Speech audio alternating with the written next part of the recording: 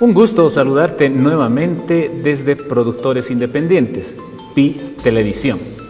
Hoy hablaremos sobre la naturaleza del sonido, cómo se puede formar el sonido o cómo se forma. Hablaremos de Beethoven y su condición neurológica, además de la sinestesia. ¿Me acompañas?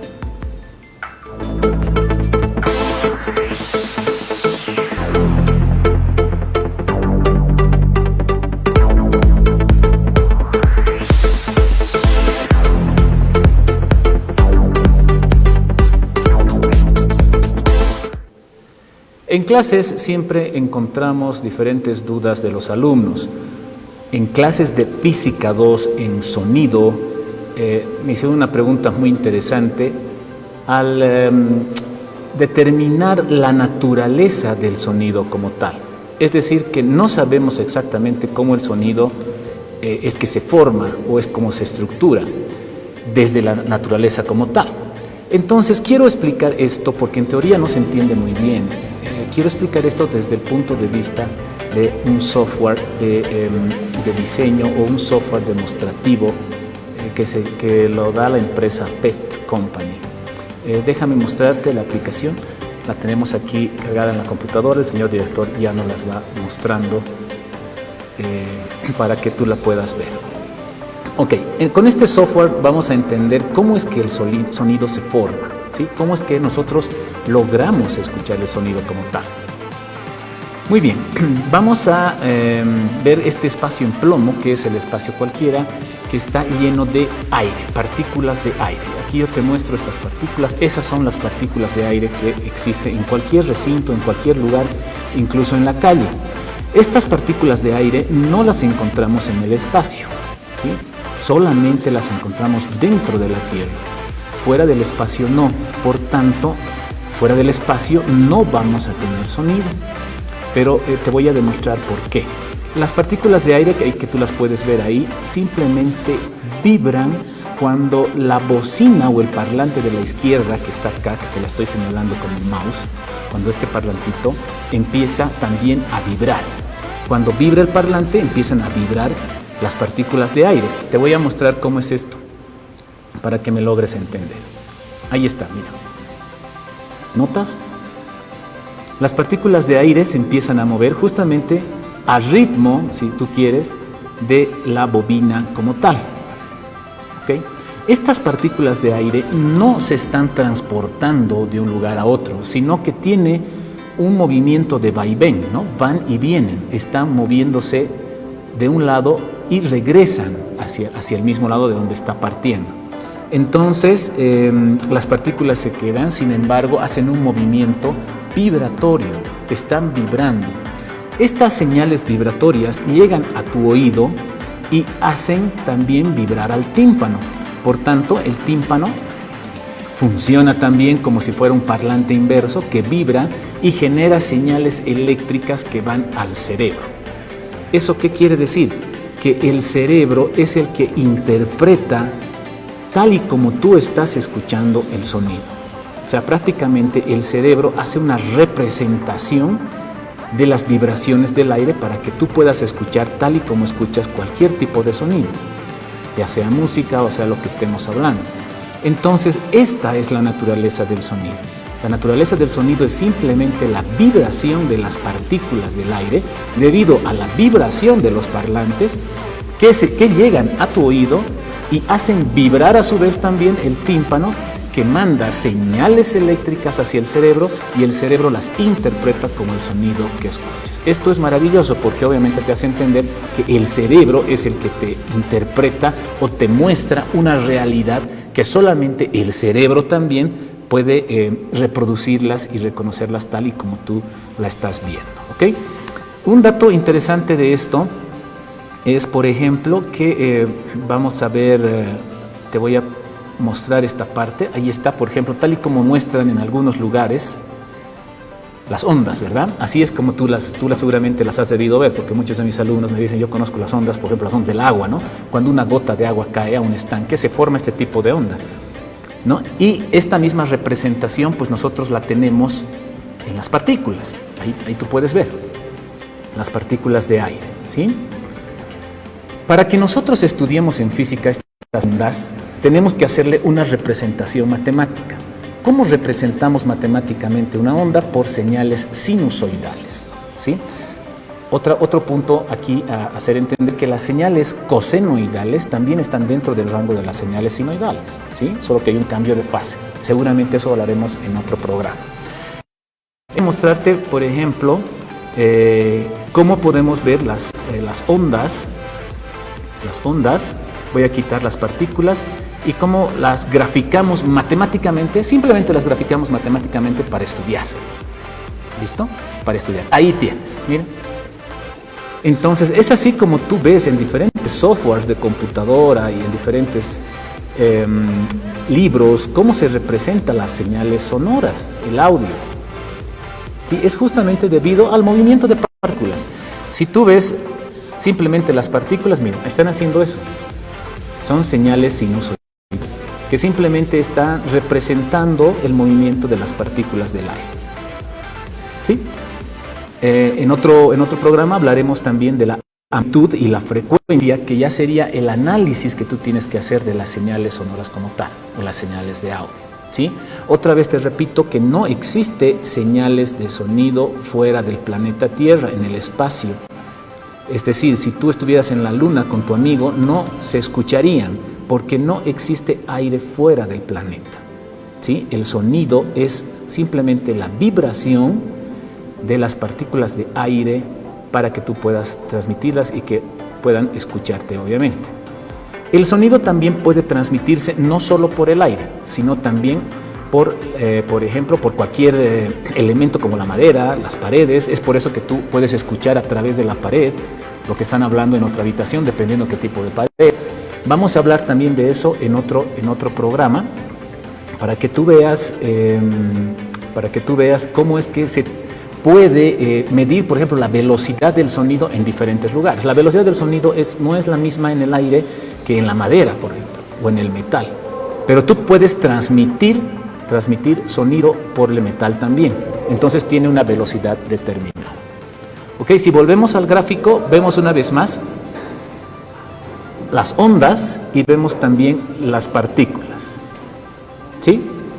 Y vamos a ver en otro programa, como te decía, la frecuencia y la amplitud con este mismo software, y vamos a tratar de hacer un análisis matemático, por lo menos ver lo básico al respecto. ¿Ok? Entonces, pasamos a nuestro primer corte. La pandemia causada por el virus del SARS-CoV-2 ha impactado nuestra conciencia. El virus sigue evolucionando. Y a pesar de la vacuna, las escuelas y las organizaciones deben optar por nuevas medidas para eliminar el virus del aire. Actualmente los sistemas Upper Room son los dispositivos más eficientes para disminuir los contagios en espacios cerrados.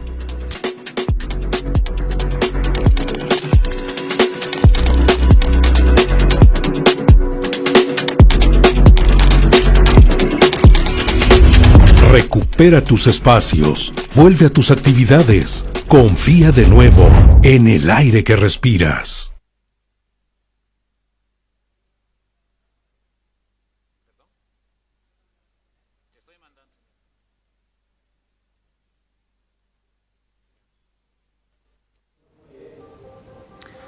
Hablando sobre el sonido, vamos a referirnos a un gran artista que se hizo historia en su época y fue uno de los grandes compositores de la música clásica.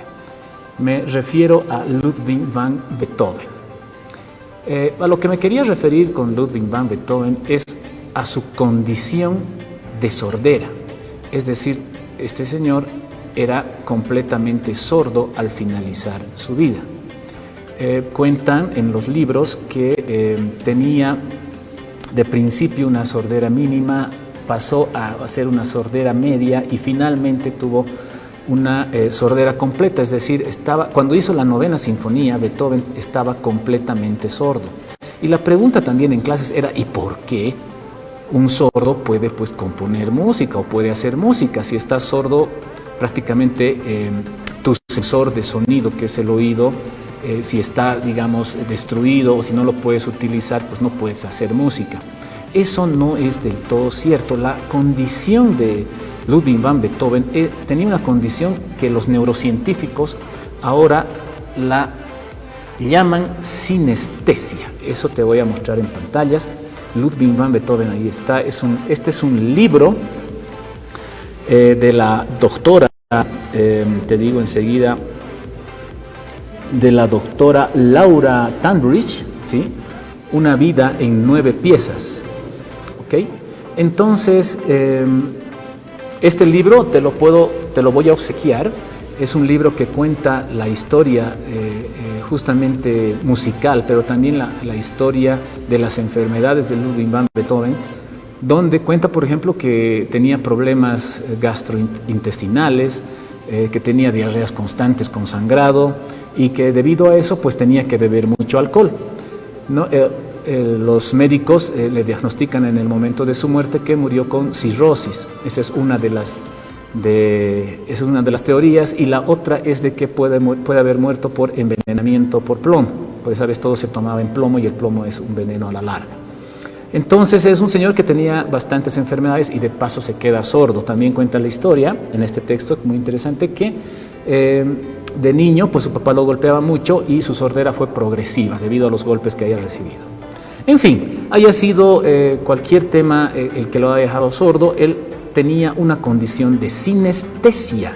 ¿Qué es la sinestesia? Prácticamente con la sinestesia te puedes referir a escuchar colores, ¿sí? Es una mezcla de sentidos, que se traducen en ver, digamos, 2 sentidos a la vez, o sentir 2 sentidos a la vez. ¿Sí? Tú puedes ver colores, como también puedes escuchar movimientos, por ejemplo. Esa es la sinestesia. ¿Ok? Déjame compartir el texto de Laura Tandridge, que dice en su texto, que te lo voy a obsequiar, ya te dije. Dice: hay que tener en cuenta que los músicos dependen mucho de su imaginación, que pueden escuchar los sonidos en su cabeza. Y Beethoven creaba música desde la niñez. Así que tal vez no podía escuchar el mundo exterior, pero no hay motivos para pensar que la habilidad de escuchar la música en su mente se hubiera deteriorado, ni que hubiese disminuido su creatividad musical. Prácticamente Beethoven tenía sinestesia. Es una condición neurológica donde tú puedes sentir agrupar 2 sentidos al mismo tiempo. Te voy a más o menos explicar cómo funciona en plano general. Aquí tenemos el cerebro humano. Tú, por ejemplo, los números los puedes detectar en esta parte del cerebro. No sé si lo puedes ver ahí con el mouse. De todas formas, te lo voy a indicar acá. En esta parte, ¿sí? Que está en amarillo, no sé si se puede ver, es la parte de los números. En esa parte verde que tú estás viendo, ¿sí? Se pueden ver los números, ¿okay? De tu cerebro. Y la parte V4, que está en azul, es donde tú puedes ver los colores, ¿sí? Una persona sinestésica activa las 2 partes del cerebro al tiempo. Es decir, que ve el color y ve el número a su vez. Por tanto, prácticamente puede ver números a colores. Su cerebro hace una relación sinestésica. Lo mismo que le pasaba a Beethoven. Por eso Beethoven podía componer música estando sordo. ¿Sí? Es una condición muy interesante. ¿Quieres hacer una prueba para ver de lo que se trata la sinestesia? ¿Quieres probar a ver si tú eres sinestésico, si tienes esa condición? Porque muy pocos la tienen y es una habilidad increíble. Si se desarrolla con el tiempo, pues puedes llegar a ser un gran genio artístico musical. Eso le ha pasado a muchos artistas, por ejemplo a Liszt, también era sinestésico. En la física, por ejemplo, a Isaac Newton, se dice que Isaac Newton también era sinestésico. Otro sinestésico era Albert Einstein, porque se imaginaba las ecuaciones, imaginaba él metido dentro de todo lo que imaginaba de su ecuación como tal. voy a hacerte una prueba, voy a mostrarte una imagen para que tú la veas, ahí está. Y seguramente lo que más ves son las líneas oblicuas, ¿verdad? Eso es lo que normalmente se ve unas líneas oblicuas que toda persona común pues las va a ver, ¿no? Las líneas oblicuas como tal, ¿sí? Estas que están aquí, que te las estoy señalando. Sí, una persona normal, en condición normal, va a ver estas líneas oblicuas. ¿Ok? Listo. A eso se le llama pop-out, ¿sí? En neurociencia, pop-out. Es decir, que tu cerebro se activa automáticamente cuando una imagen y tú ves algo que no entra en relación al todo, ¿verdad? Como hay líneas horizontales y tú ves que hay líneas que no están de acuerdo a las líneas horizontales, lo que más llama tu atención es lo que... Sí, las líneas oblicuas como tal. Y si te muestro esta otra imagen, acá, tú puedes ver, por ejemplo, una mezcla de 5 y vas a poder ver también el número 2. ¿Sí? De alguna manera, algunas personas pueden detectar el número 2 más difícil o menos difícil, como quieras tú verlo, ¿sí? El número 2. ¿Ok? Vas a poder distinguir, ¿sí? Pero tienes que buscar. Si eres una persona normal, vas a empezar a buscar y dices, aquí los 2 están metidos dentro de los 5. Pero que veas cómo ve esto un sinestésico. Un sinestésico ve de esta forma. ¿Qué te parece? ¿Sí? Un sinestésico tiene la visión más clara. O sea, ve los números 5 en color verde y ve los 2 en color rojo. Por tanto, tiene pues una mejor perspectiva de lo que está viendo. A esto se le llama visión, inteligencia espacial, según Gardner. Esto vamos a ver también en los próximos capítulos porque vamos a estudiar bastante al cerebro. ¿Sí? Entonces, un sinestésico pues tiene una particularidad enorme, ¿verdad? Y obviamente, si tú desarrollas esto sinestésicamente, como te digo, si tú lo ves así, no te preocupes, no hay ningún problema, ¿sí? No hay ningún problema, es una condición normal que más bien hay que desarrollarla. Acá hay otro texto muy interesante, Neuropsicología del color, que también te lo quiero obsequiar. Como siempre, te voy a obsequiar estos libros, siempre y cuando nos puedas conseguir suscriptores, 2 suscriptores o 3 suscriptores, con el afán de que podamos compartir información, que hagan preguntas y podamos resolverlas con libros. Y además que tú puedas gestionar tu propia biblioteca digital en tu computador.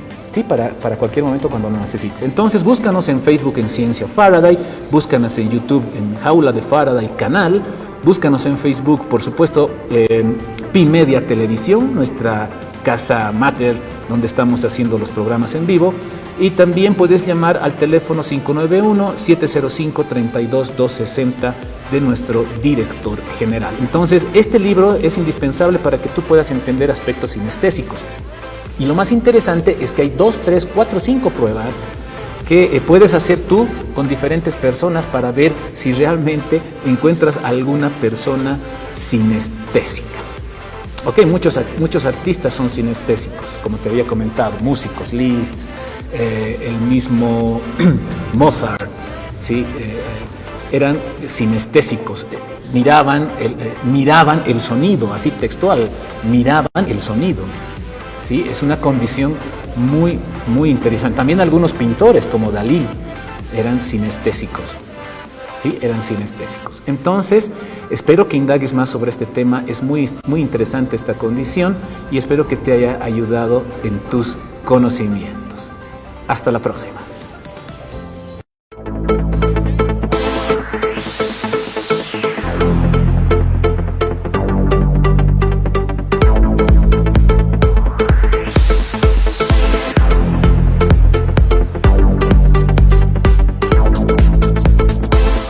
La pandemia causada por el virus del SARS-CoV-2 ha impactado nuestra conciencia. El virus sigue evolucionando. Y a pesar de la vacuna, las escuelas y las organizaciones deben optar por nuevas medidas para eliminar el virus del aire. Actualmente los sistemas Upper Room son los dispositivos más eficientes para disminuir los contagios en espacios cerrados.